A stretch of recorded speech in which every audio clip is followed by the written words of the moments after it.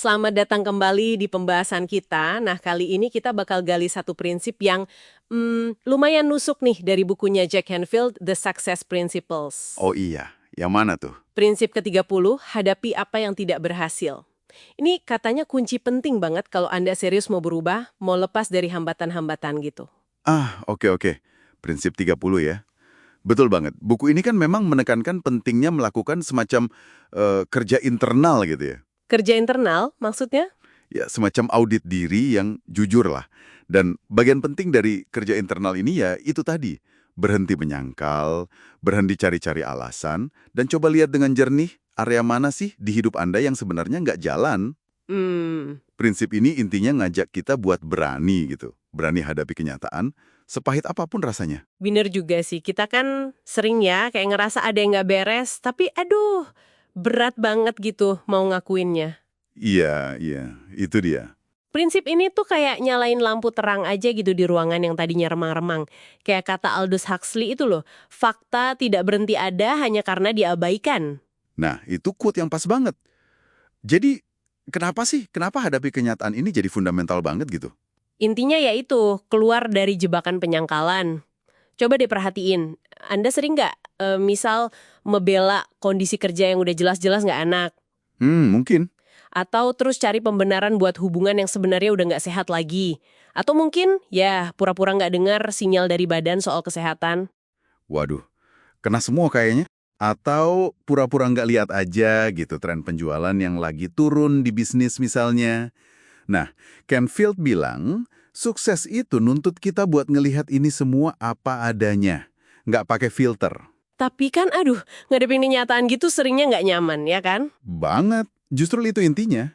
Biasanya ini jadi pemicu kita harus ngelakuin sesuatu yang, gimana ya, sulit gitu. Betul. Bisa jadi butuh disiplin lebih, atau harus berani ngomong terus terang sama orang, atau ambil resiko nggak disukain orang, Iya, risiko konflik ya. atau bahkan, wah, keputusan gede kayak pindah kerja gitu.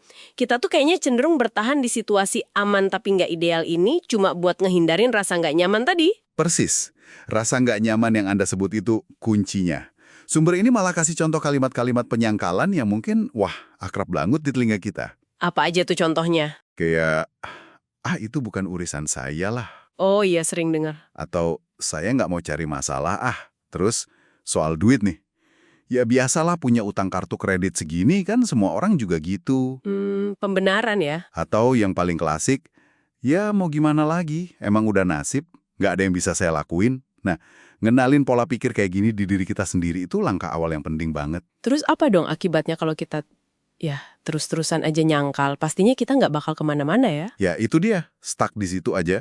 Contoh klasik yang dikasih di buku ini kan soal industri kereta api di Amerika dulu. Oh, yang itu ya. Iya, mereka kan keras kepala, bilang bisnis mereka itu cuma kereta api, bukan transportasi. Nggak mau ngelihat mobil sama pesawat itu sebagai pesaing serius. Padahal jelas-jelas pesaing ya. Jelas banget, akibatnya mereka hampir mati kan? Karena telat banget beradaptasi sama fakta baru di lapangan.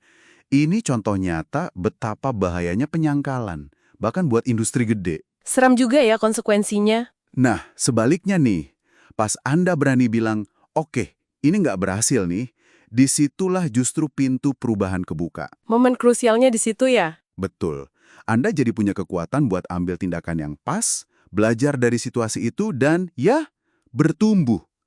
Emang awalnya nggak enak, nggak nyaman, tapi ya cuma ini jalannya buat maju beneran. Jadi ingat rumus E plus R sama dengan O itu ya. Nah, pas banget. Event, kejadian atau fakta, plus respons kita sama dengan outcome, hasilnya. Anda kan nggak bisa ubah eventnya, faktanya ya udah gitu. Iya, nggak bisa diubah. Tapi Anda punya kendali penuh 100% atas respons Anda. Dan langkah pertama biar bisa milih respons yang efektif, ya itu tadi. Akui dulu event atau faktanya secara jujur. Penyangkalan itu ngerampas kekuatan Anda buat milih respons yang benar. Jadi intinya prinsip ini tuh soal kejujuran radikal ya ke diri sendiri. Bisa dibilang gitu. Kejujuran radikal. Kenali kapan kita lagi denial, pahami kalau ngadepinnya mungkin nggak enak sesaat, tapi sadar kalau ya cuma dengan cara itu kita bisa beneran gerak maju, ubah arah hidup kita. Tepat. Ini bukan soal jadi pesimis loh ya, tapi soal realisme yang justru ngasih kita kekuatan. Oke, paham. Nah, sekarang nih, coba deh Anda luangkan waktu bentar buat ngerenung. Ada nggak sih area di hidup Anda sekarang, mungkin kerjaan, hubungan, duit, kesehatan, yang kayaknya lagi Anda abaikan atau sangkal kondisinya? Pertanyaan bagus tuh. Kalau ada, coba pikirin, apa satu langkah kecil aja, sekecil apapun, yang bisa Anda ambil hari ini buat mulai ngadepin itu. Meskipun rasanya agak gimana gitu, nggak nyaman. Satu langkah kecil ya, oke? Mulai dari yang kecil aja dulu. Mengingat kata-kata Walter Anderson tadi ya, editor majalah Peret, itu, hidup kita membaik hanya ketika kita mengambil resiko. Dan resiko pertama serta tersulit yang bisa kita ambil adalah jujur pada diri sendiri. Itu dia. Jadi pertanyaannya buat Anda renungkan di rumah, apa satu kejujuran kecil yang bisa Anda mulai praktekkan hari ini?